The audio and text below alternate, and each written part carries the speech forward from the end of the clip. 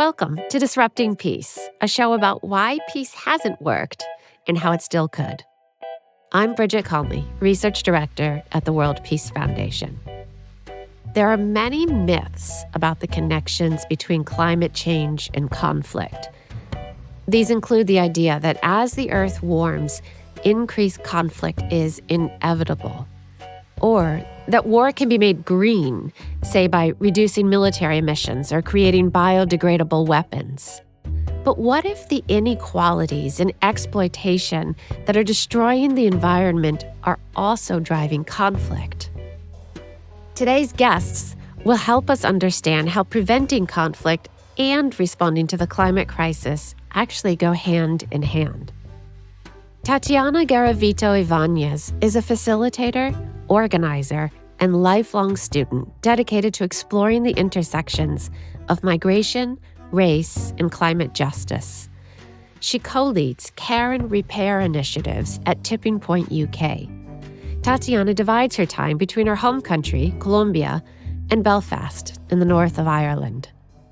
Gustavo Garcia-Lopez is an engaged scholar, educator, and apprentice organizer from Puerto Rico. His work focuses on environmental and climate justice movements and just transitions. He's currently an assistant researcher at the Center for Social Studies at the University of Coimbra, Portugal, where he co-coordinates the Ecology and Society Workshop. In this conversation, we explore why, quote-unquote, poor countries have a lot to teach wealthy countries about climate action, the connection between healing the environment and healing ourselves, and why an urgent climate response actually requires that we slow down.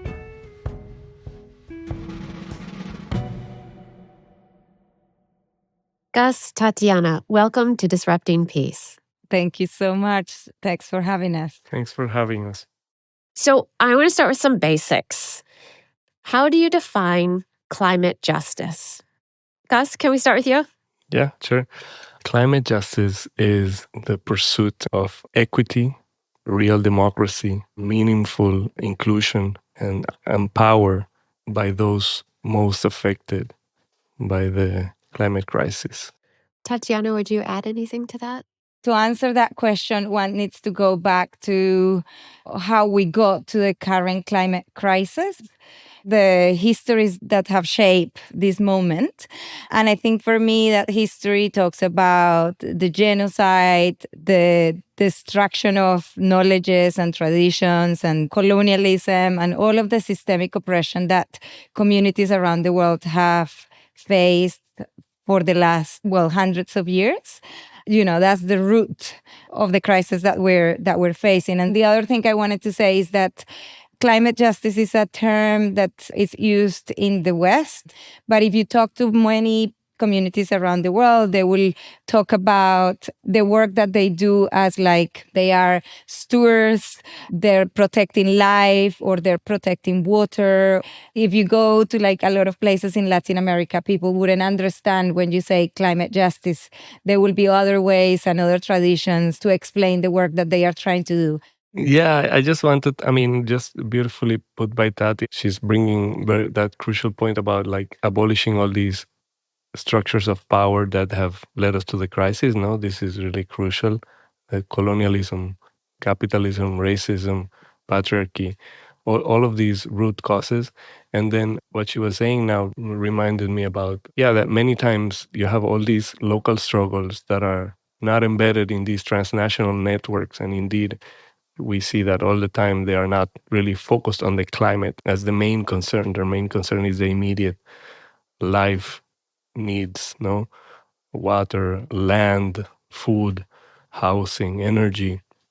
And then they become linked to climate change because people are seeing those impacts on the ground, having to move out of their communities because they are disappearing with coastal erosion or being impacted by flooding or hurricanes.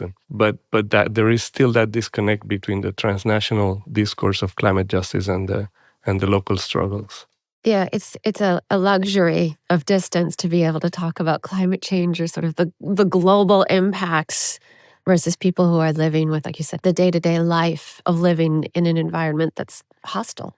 Gus, I wanted to turn to you for an initial response. A lot of the response to climate change, especially from here where I sit in the US, kind of implicitly accepts inequality as the premise, right? So rich people can buy electronic cars or buy organic food or reinforce their houses against severe weather or move to safer locations. And poor people are often left to figure it out on their own. But the thing is, they often do.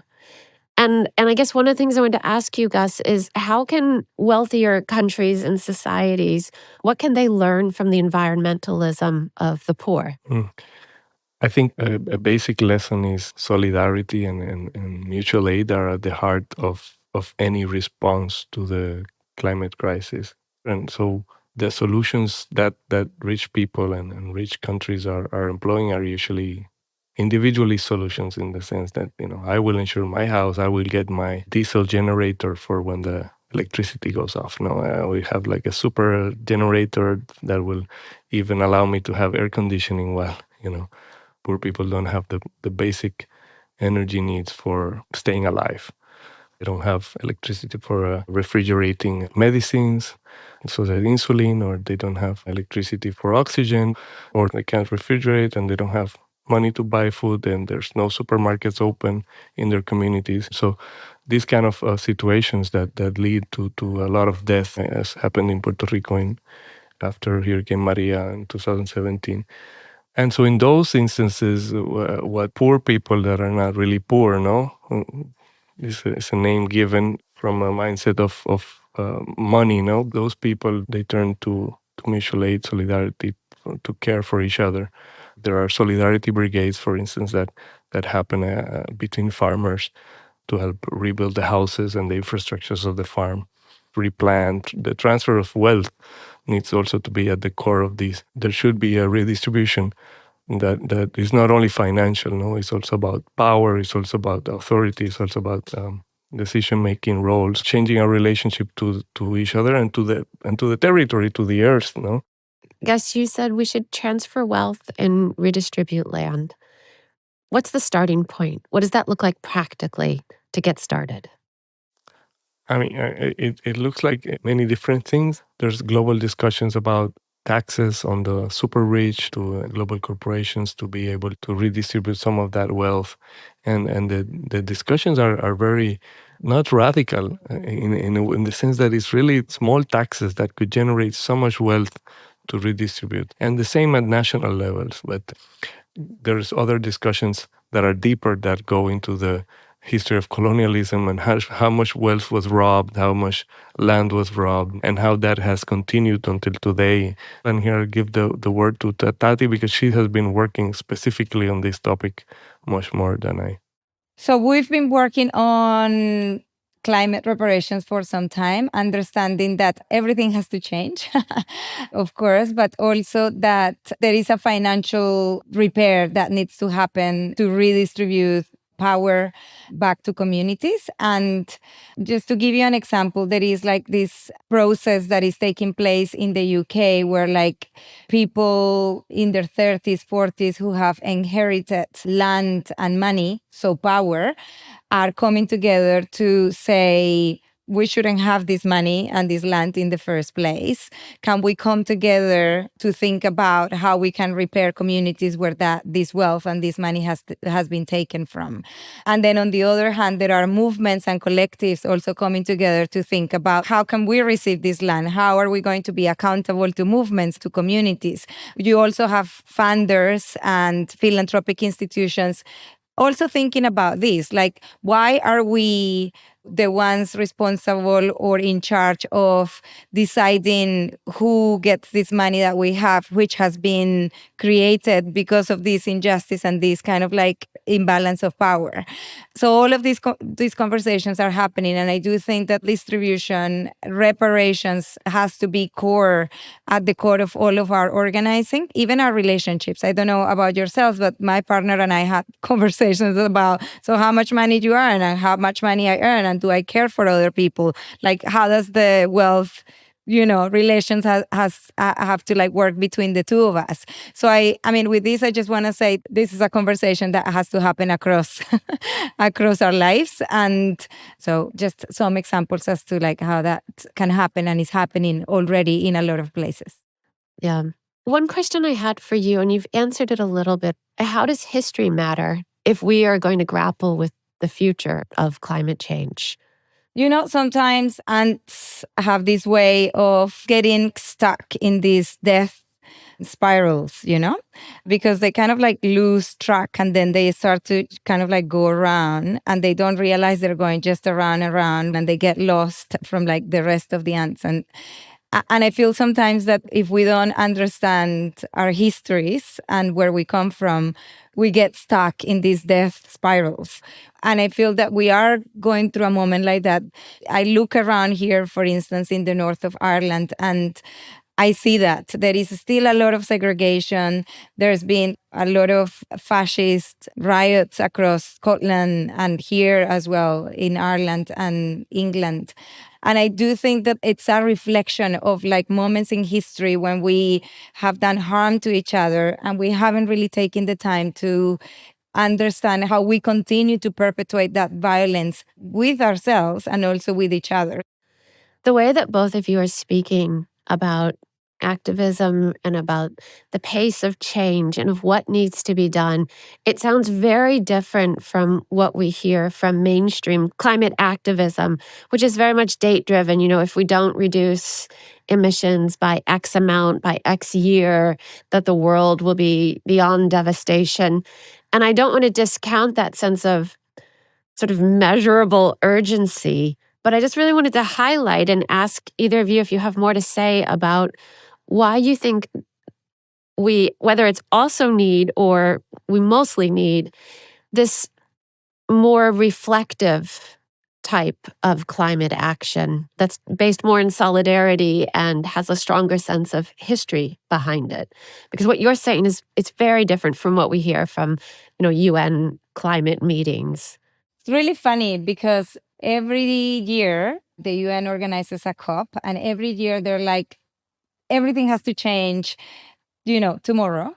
And every year they leave that, the COPs and these like multinational, international spaces with zero agreements on the most, strategic and important questions of our time. So it's a death spiral, And I also sometimes feel a sense of urgency. But then I remember that we've been on fire literally for hundreds of years, and that this speed that we have of production, which capitalism has brought about, like, it's not going to change the dynamics that we have going on, and that we keep repeating the same mistakes over and over again because we haven't really tended those wounds and all of the sadness and the pain that we have collectively going on.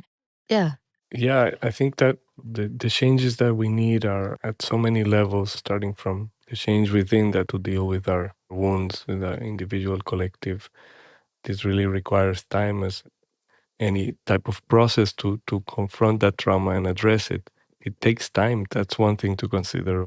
The urgency is there and we can't ignore it, but it's always been there in a way, like Tati was also saying. There's always been some urgency, in the ending of slavery. Imagine how urgent that was, no? The self-determination of countries who were under colonialism. And I mean, these were all urgencies of the time. So I guess we also need to look at the history. So, Tatiana, why is it that every year we have these big environmental UN-sponsored conferences, and every year we don't produce agreements? Well, I do think that, those international spaces really reflect the dynamics, the power dynamics of the world. In these international spaces, what you see is a representation of capitalism and how it works. And although there is some interest from some countries, there isn't, a lot of the times enough political will to actually shift things, because a lot of these countries, the big global north countries, it's not in their financial interest to actually change anything because, well, they are making a lot of money. So you see, for instance, right now, Colombia or like small countries that are trying to shift things, but there isn't enough power. It's actually quite difficult for them being so small to shift things. Yeah, apart from what you said, I think the fact that actually changing things really means changing everything. Like it's a task that our current system is not up to, on its own. I mean, the majority of government, particularly those holding the real power of decision making and influence and economic power and geopolitical power, like Tati was saying, the global north countries, most of them, they don't want to change really. They just want to do really minimal changes that appear like they are changing things substantially without really changing things, because that would imply redistributing their power, and then they don't want to let go of that power. Gus, I wanted to ask you to give us some examples from your experience, especially in Puerto Rico, which is an oceanfront territory. Don't say oceanfront, because the gringos will come and then try to build more hotels. Yeah. I'll say Puerto Rico suffered profoundly and is still on the potential path of even more hurricanes. But Hurricane Maria in 2017 was the most recent, most extraordinary one. Devastating damage. And I know in your work, you documented what people were doing immediately in the aftermath. You talked a little bit about that already, but I know you have more examples. What is a movement that you've been a part of or looked at that's responding to the climate crisis through community building? Yeah. So many movements, so many initiatives, right, to highlight. And in Puerto Rico, one of them is the Casa Pueblo in the mountains, the central mountain range, town of Adjuntas. They started as an effort against a mining project that would have destroyed that mountain range and all the water sources that were emerging from there and all the land that grew food. And so they fought against that with that slogan, no, we want life, we want, like Tati was saying before, no, they were defending life, they were defending water, they were defending their culture.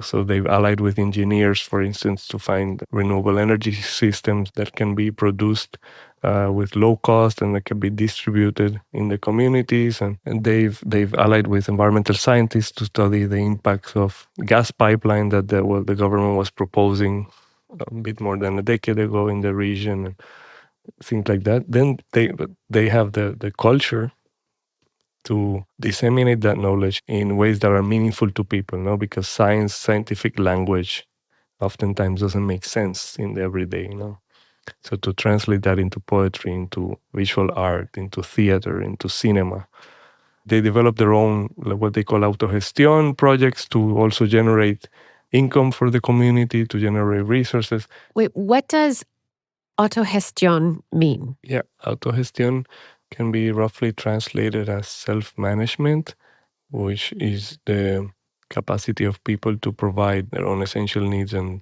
to reach their own aspirations through their own initiatives without waiting for change from above. And after Maria, they were really crucial because many people from the community were coming to the Casa Pueblo Center to connect their machines, their refrigerators. So they became like an emergency center in Adjuntas. And then they started this project of Adjuntas Solar, which is to provide solar energy to those in most need in the community. For many people who never had electricity, who really needed it because of their health conditions, because of they are elderly, etc. Yeah. Tatiana, from your work, do you have one example that really shines to you as possibilities of that kind of grounded environmentalism? Oh, it's difficult to choose. Maybe one that I was involved a bit in Colombia was this movement for popular consultations. So within the Colombian constitution, there was a legal tool that communities on the ground could use to ensure that they have the right to decide whether corporations and projects, mining, like such as mining projects, could come to their territories, to their land. This legal tool was hidden for many, many years, but it was discovered by social movements about 10 years ago. And all across Colombia, around more than 100 communities started to work around these popular consultations to ensure that they were consulted when it came to mining projects. And for the last decades, we've seen communities getting so active and voting against all of these corporations. And I wanted to bring this example because it's very, very localized, and it has been led by farmer communities, by indigenous communities, by Afro-descendant people in Colombia, and has activated the climate justice, if you want to call it that, movement in Colombia. So yeah, that's an example from me. Thank you. Tatiana and Gus, for people who are hearing the way that you are speaking about climate justice, are there website or books or journal articles or whatever, where can they learn more? Oh, Gus, can you start while I think about this? I would put a vote in as well that anyone who can get their hands on anything that Gus has written, that's a good start. But Gus, what else would you recommend?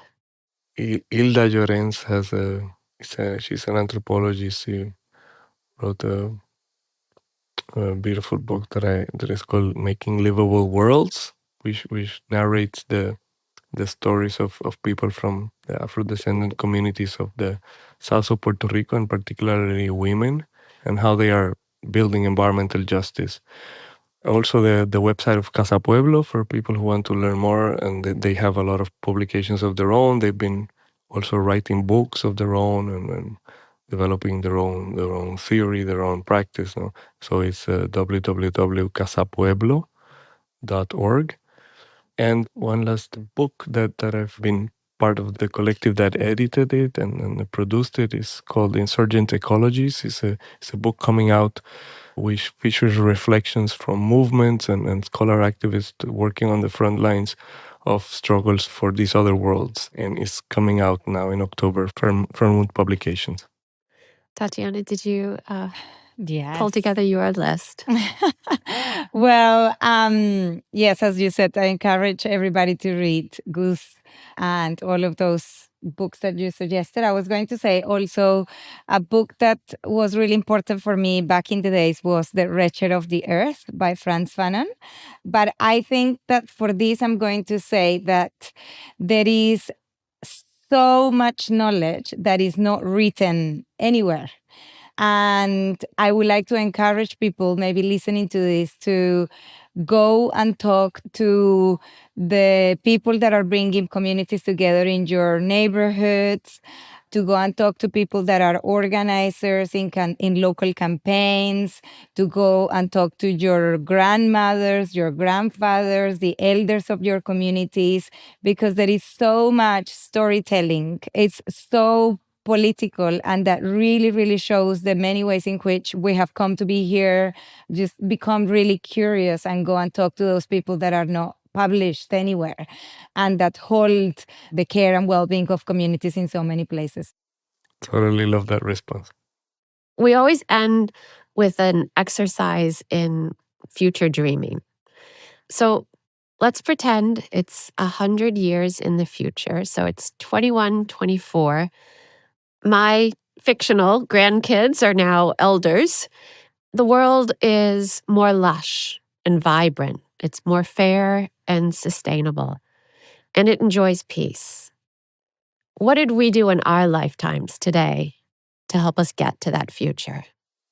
We need to have more time to care for each other, to develop our own alternatives to this system in the everyday, to practice those alternatives and to help them grow and potentiate and inspire So that means really dedicating more time to being there, present in the different capacities that we can. We need to give space to that wisdom. All of our embodied experience of relating to each other differently, of relating to the land differently, to ourselves differently also. Thank you. Tatiana? Oh my God, such a big responsibility. I guess things that we can do today will be to confront and act upon our contributions to violence and injustices in the world. So to stop kind of like thinking and acting as if like that violence is over there, but really holding that reality that what happens over there is also happening in me. And to really, really sit with that, to confront it and to tend to what that is telling us, that wisdom. Maybe I would like to say that I took some time to really understanding what power means, understanding my power and understanding the power that we can build collectively. So yeah, I don't know. I feel that is a really, really big and beautiful question that I think we have to keep coming back to, for the rest of our lives, I think. Mm-hmm. Tatiana, Gus, thank you so much for joining me today. Thanks so much, Brigitte.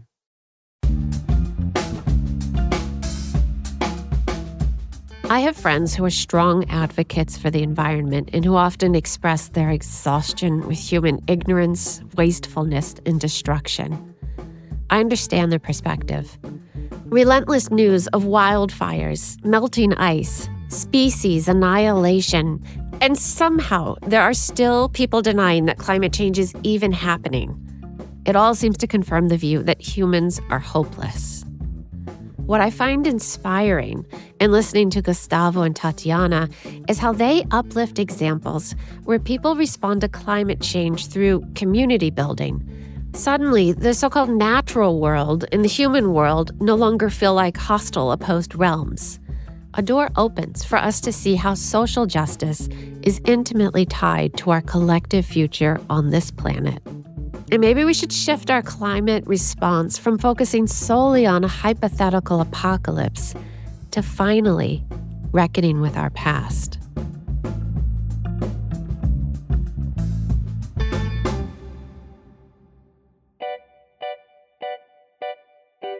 Thanks for listening to episode 4 of Disrupting Peace. I'm Bridget Conley. You can find out more about Tatiana's work at tippingpointuk.org. And you can find out more about Gustavo's work on the University of Coimbra's website. We'll have that link, as well as all the books that Gus and Tatiana recommended in our show notes. Next week on Disrupting Peace, we're talking about prison abolition.